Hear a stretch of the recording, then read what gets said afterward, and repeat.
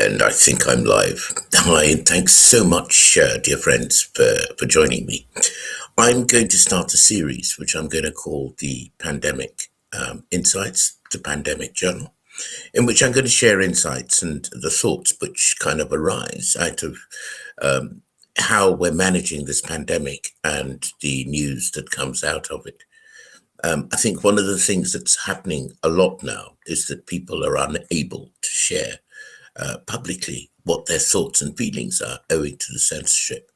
So it's useful to be able to kind of divest oneself of one's thoughts. And if they find resonance with you, all good and well. I'm publishing this on my YouTube channel, and it would be very helpful if you could subscribe and hit the notifications button so that I can share more of this series and others of my posts with you. Tonight, I'm going to talk about why I get it about the pandemic, and I'm surprised that so many people just plain don't. I got 6 reasons why I know something horrible, something cataclysmic, something catastrophic is in play right now. I believe we're headed towards a world or national totalitarian states, plural, around the world, and a loss of many of our human rights if we continue on this current trajectory we're on. My 6 reasons are: 1, first one is structural censorship. Anytime people who are sane and thinking need to be censored, have their voices muted, anytime the public conversation needs to be corralled or shepherded down a particular line of thought, something evil, some form of malfeasance, something unwholesome and unhealthy is going on. Simple reason is the silence created by censorship and the fear and uncertainty created by censorship is the perfect growth medium for people to have their rights abused. Your first right of being able to speak freely, freedom of speech, and your second right of being able to openly swap and exchange ideas with people who you agree with people who you disagree with. The single caveat to that rule of the evil of censorship may be in a situation in which a nation is at war, and that would be a war with other humans. But what they call the war on the virus, in my opinion, does not constitute such a state of war. It is a state of conflict between human beings who want to remain healthy and something that might adversely influence their health. But this is not a state of human war, human being on human being. So straight away, the censorship that is happening on Facebook, other social platforms, and so on, tells you something evil, something very wrong is going on. Second reason, as we've gone along at first last year, none of us knew the science. I don't even have an O-level in biology. I got physics, chemistry, mathematics, but most of us weren't mugged up on the science. And so we've had to take a crash course in virology and other natural sciences and medical sciences just to understand the tech behind what's going on to us all, with us all. And one of the most alarming discoveries is when I discovered that Kary Mullis, the inventor of the PCR test, said that his test, for which he won a Nobel Peace Prize, was never to be used as a diagnostic instrument. And that is the gold standard of how we are testing for the so-called COVID-19 virus. Now, If you don't have a yardstick for measurement, if you don't have a bona fide test everybody can rely on, how can you tell how many cases you've got? That's a major, major problem. So all the pandemic figures that are being rolled up, which go up and down like a yo-yo, and on the basis of which public policy is formed, are completely unreliable. That is another reason why I know something is going on that is completely and utterly unwholesome. A third reason is that the medication which is being pumped out into the arms of the planet, the arms of all human beings, the pressure to maintain which is relentless. It's on every single Facebook identity. That's billions of profiles around the world. It is relentless everywhere. And the mainstream media is with the program and is pushing this experimental biological agent, because that's what it is, out into people. And yet, according to the gold standard of virology, of epidemiology, which is Koch's postulates, it seems that the thing we're calling the COVID-19 virus has not been identified. Now, if that is the case, what is the target we are actually fighting? What is the thing that is the actual enemy? One of the first rules of military conflict, the first things bits of training soldiers receive is don't shoot your gun until you have a target. You have to identify a target, acquire it before you pull the trigger. Otherwise, you could be shooting at absolutely anybody or anything, including your own friends. So, not having satisfied Koch's postulates, we don't even know what COVID-19 is. If we don't know what COVID-19 is, what are we shooting at with this experimental biological agent? That just fills me with total dread. Reason number 4. If the testing we're doing is unreliable to identify what the cases are, the case numbers are,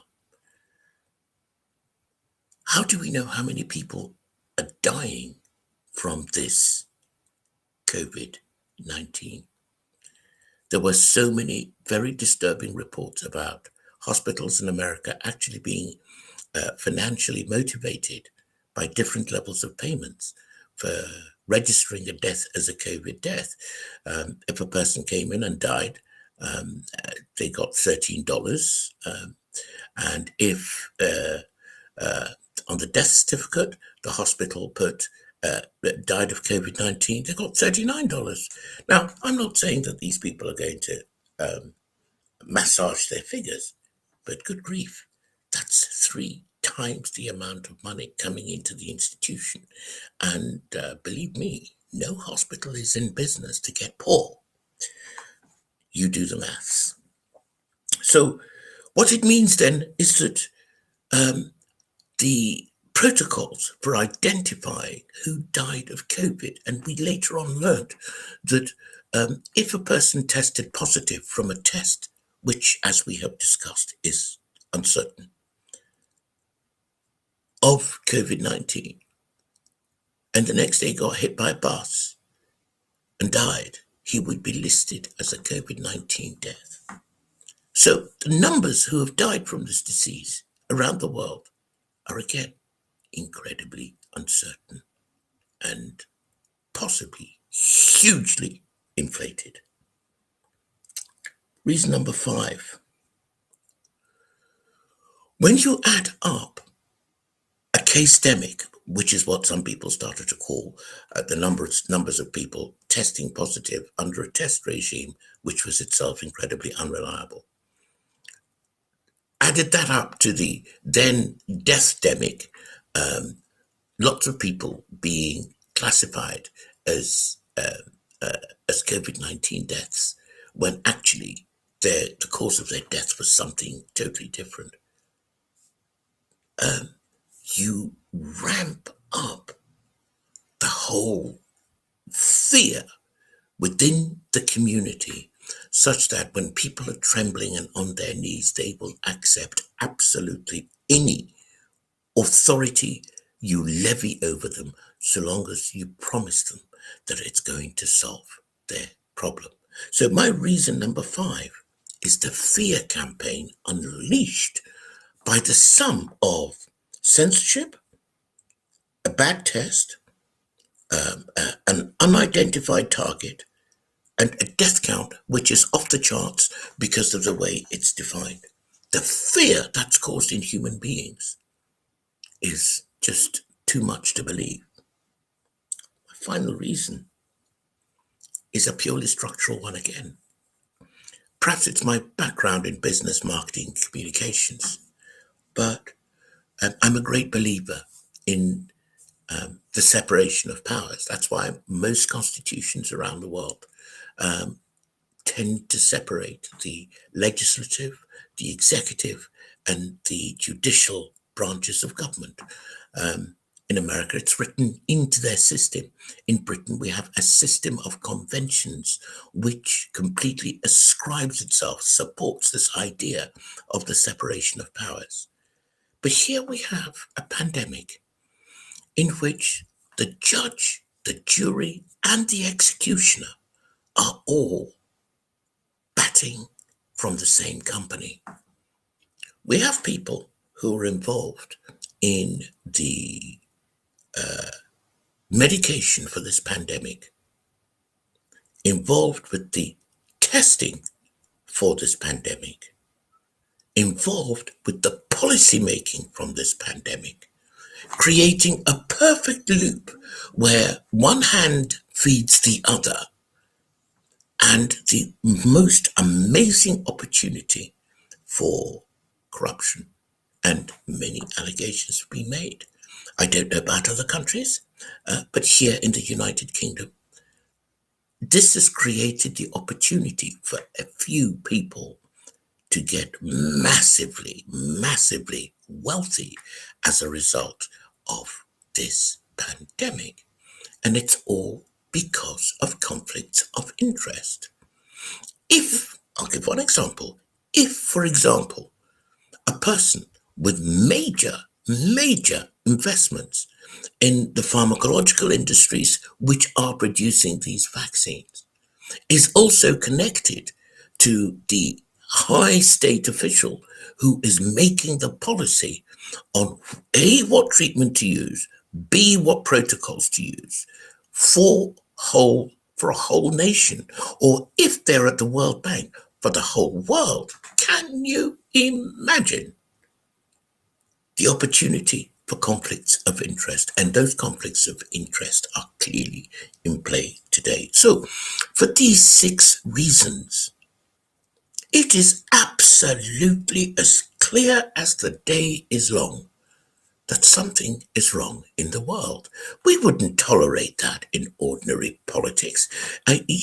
For example, ministers of state are supposed to kind of register diaries of their interests when they come into office and when they leave office, so that we know, as the voting public, that a person is acting on our behalf, not to enrich himself. So that's what it is. When you talk to some people, they completely buy the narrative that's being sold and follow the admonitions coming through about taking the treatment, following laws which are being, in my opinion, often randomly made, completely devoid from the science. And I wonder, are we living in the same planet? Are we living in parallel universes that actually don't impact each other at all? Here's where we are. just in case you're in doubt. I think it's useful to know that you are not alone in your worries about what's going on in our environment. Thank you so much for listening, and we'll share more thoughts as we go. Please let me know what you think about what I'm saying. Be frank. I'm not in this thing to censor your voice or anybody else's voice. I have my views. You're entitled to yours. Thank you so much.